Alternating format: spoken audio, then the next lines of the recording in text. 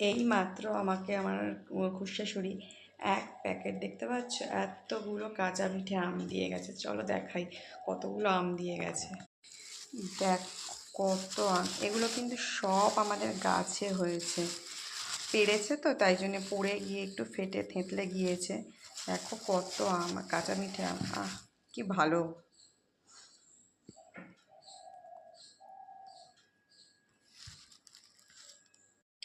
আমগুলো ভীষণ সুন্দর গন্ধ বেরোচ্ছে, ভীষণই সুন্দর গন্ধ, মনে হচ্ছে এক্ষুনি কেটে খেয়ে ফেলি।